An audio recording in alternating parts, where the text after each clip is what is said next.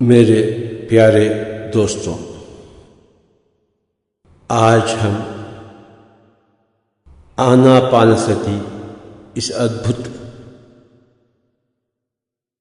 साधना मार्ग को जानने के लिए कुछ प्रयास करेंगे।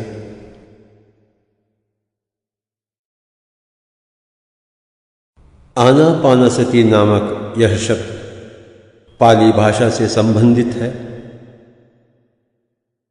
इस शब्द का प्रयोग श्री गौतम बुद्ध ने लगभग 2500 वर्ष पहले किए। आन का अर्थ उच्छ्वास, अपान का अर्थ निश्वास और सति का अर्थ मिले रहे, बने रहना। तो हो गया है आनापानसति का पूर्ण अर्थ अपनी ही सांस से मिलकर रहना अथवा सांस पर ध्यान देना। आनापानसति का यह अभ्यास सारे ऋषि, सभी प्रकार के योगियों ने मिलकर प्रदान किया। यह एक अद्भुत वरदान है। श्री गौतम बुद्ध कहते हैं कि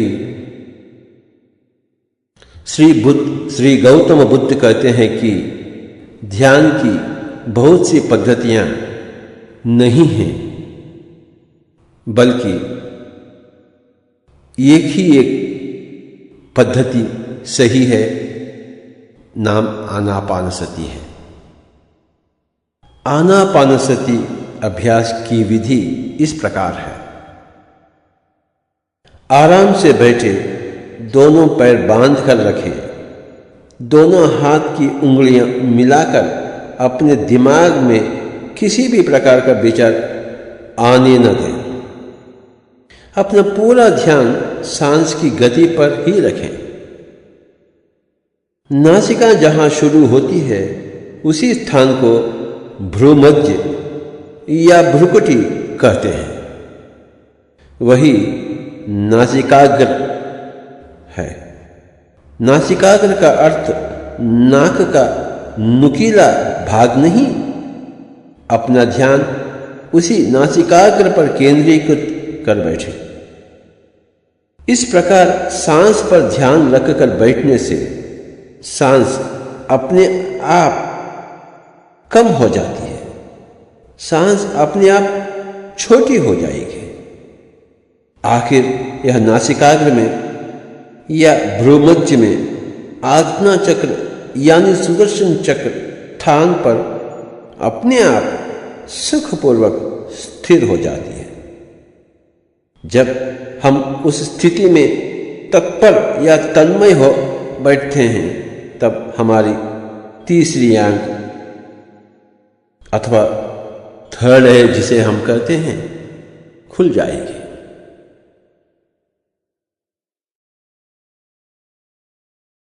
तीसरी आंख खुलने में जो विस्फोट होता है उसी को विपस्सना कहते हैं। संस्कृत भाषा में पश्यति का अर्थ देखना और वि का अर्थ विशेष रूपी। तीसरी आंख की दृष्टि यानी अंग्रेजी भाषा में थर्ड आई विजन कहते हैं।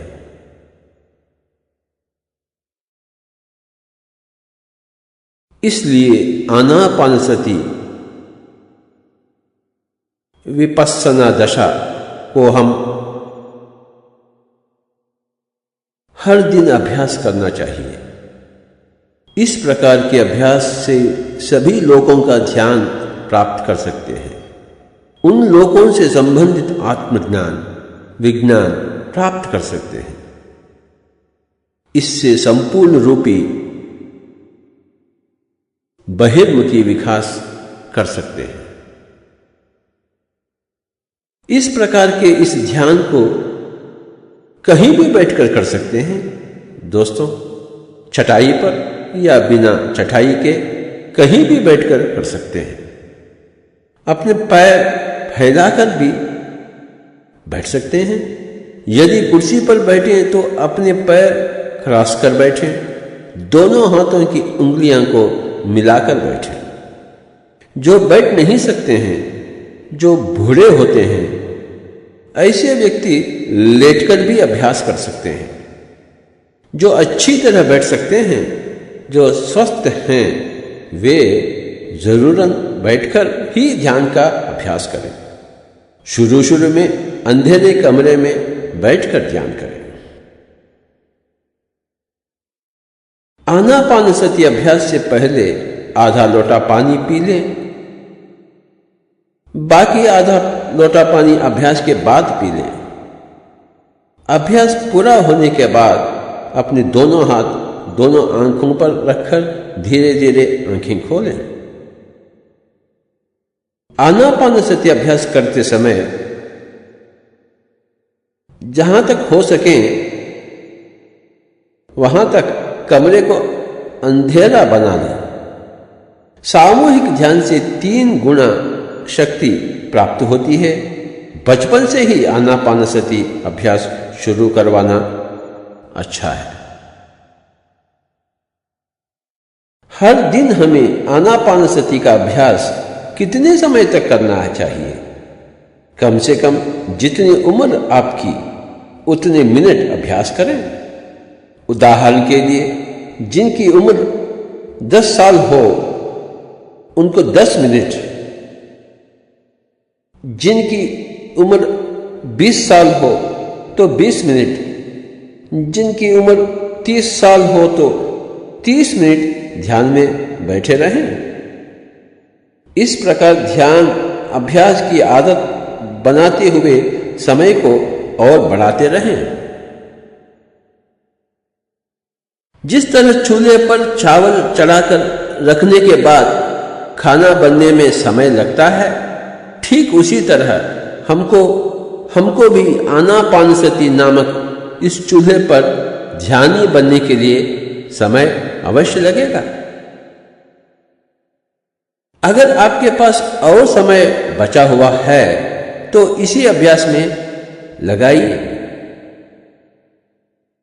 आराम से सुखासन में बैठिए, आंखें बंद कर लीजिए। कहीं भी बैठकर अपनी सांस पर ध्यान रख लेने की आदत बना लीजिए। 1 मिनट भी व्यर्थ न करें।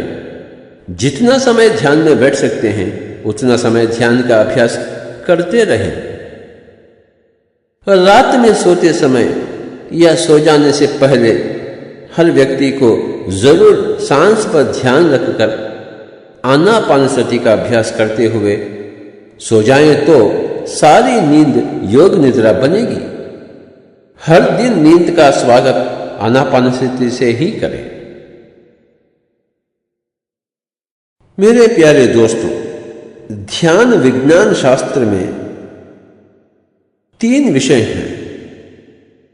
एक तो आनापानसति, दूसरा कायानुपस्सन और तीसरा विपस्सना। आनापानसति के अभ्यास में भौतिक रूप जन्म लेगा, यानी नाड़ी मंडल की शुद्धि होगी। शरीर में प्राण संचार की गतियों को हम पहचान सकते हैं। कहीं दर्द आते रहते हैं, कहीं कहीं शक्ति का संचार होना भी हम जान सकते हैं। इसी को ही गौतम बुद्ध ने कायानुपस्सन कहा।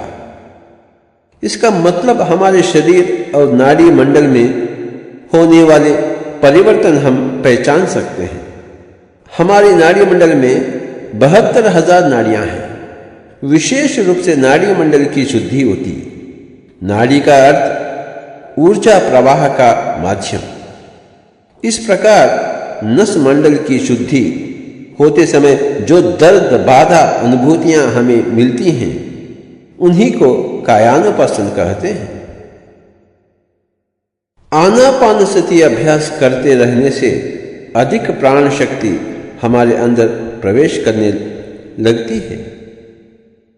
अशुद्ध नाड़ियां शुद्ध होने लगती हैं। उस समय हमारे अंदर होने वाली गतिविधियों को जान सकते हैं। इस प्रकार की गतिविधियों को ही कायानुपस्थन कहते हैं। आनापानसति के अभ्यास में प्राथमिक दशा में बहुत दिन शारीरिक पीड़ा का अनुभव होता है। इस प्रकार की शारीरिक पीड़ाएं और बाधाएं कायानुपस्थन में सहज ही हैं। मेरे प्यारे दोस्तों, शारीरिक पीड़ाएं, बाधाएं आदि कायानुपस्थन के द्वारा आने वाली बाधाएं ध्यानाभ्यास में भीतर डूबने से ही हम उनको दूर कर सकते हैं। ध्यान करते समय शरीर में दर्द हो जाने से बहुत से लोग ध्यान को छोड़ देते हैं, लेकिन ध्यान की गहराई में पहुंचते ही ये सारे दर्द दूर हो जाते हैं। यह बात बहुत से लोगों को मालूम नहीं। मेरे प्यारे दोस्तों, आनापानसति अभ्यास शुरू करने के बाद बहुत दर्द जरूर आएंगे। उन दर्दों को खुशी से सहते रहना चाहिए। दर्द आते रहते हैं, उन्हें सहन करें। इस प्रकार सहने की शक्ति को ही शंकराचार्य ने तितिक्षा कहा। तितिक्षा का मतलब बाधाओं को सहनशीलता से अनुभव करना। जब हम ध्यान में बैठते हैं तो बहुत दर्द आते हैं। नस मंडल जितना अशुद्ध है, शुद्धि होते समय उतना ही दर्द हम अनुभव करते हैं। नाड़ी मंडल जितना अशुद्ध है, उतना ही दर्द हम शुद्ध करने की प्रक्रिया में अनुभव करेंगे।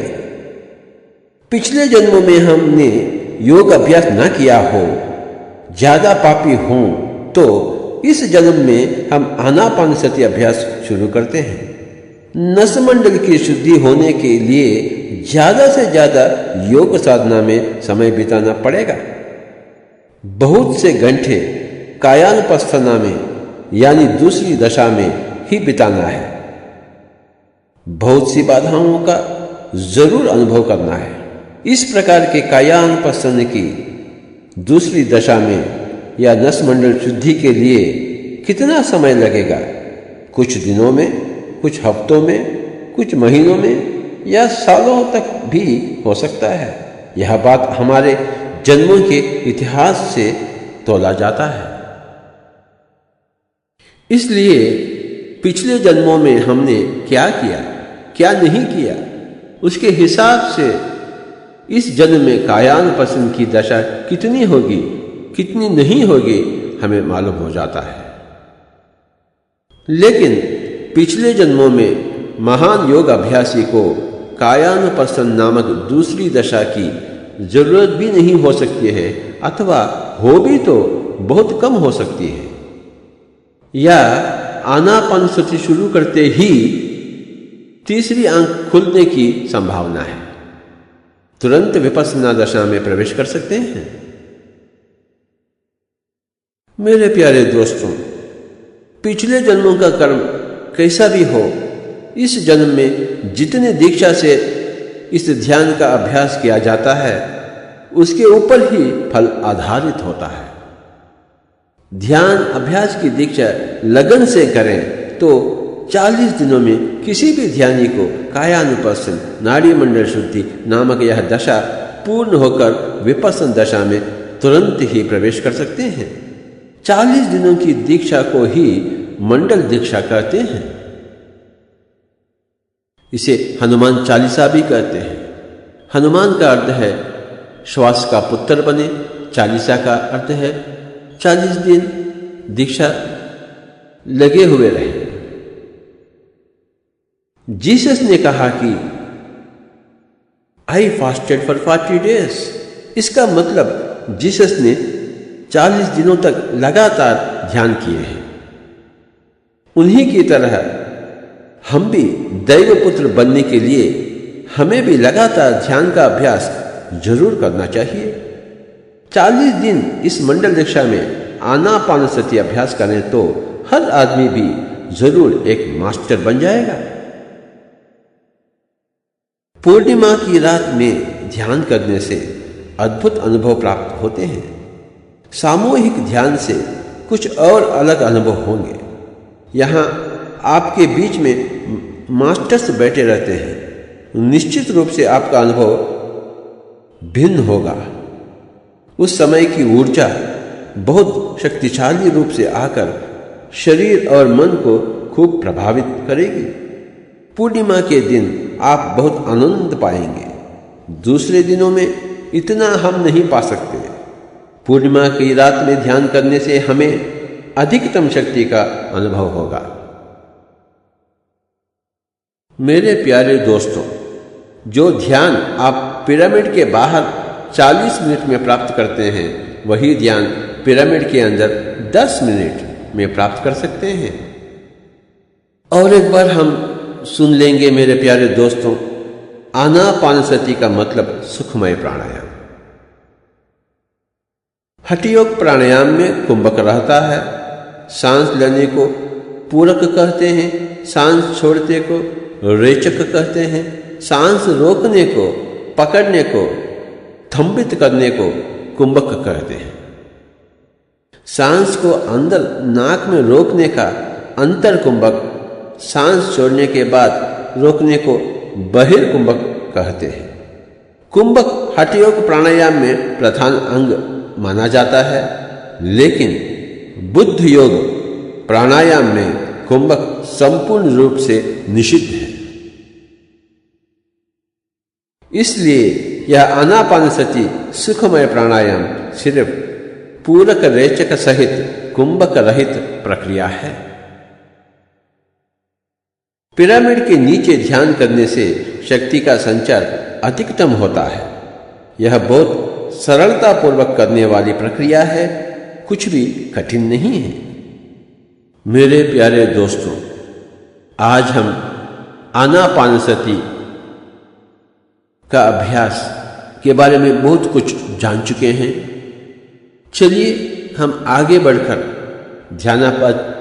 आनापानसति का अभ्यास करें। संगीत के साथ, नाद के साथ हम अभ्यास करें, खूब अभ्यास करें मेरे प्यारे दोस्तों। ध्यान का अभ्यास, आनापानसति का अभ्यास, सुखमय प्राणायाम का अभ्यास। हाँ, अभ्यास ही अभ्यास, अभ्यास ही अभ्यास।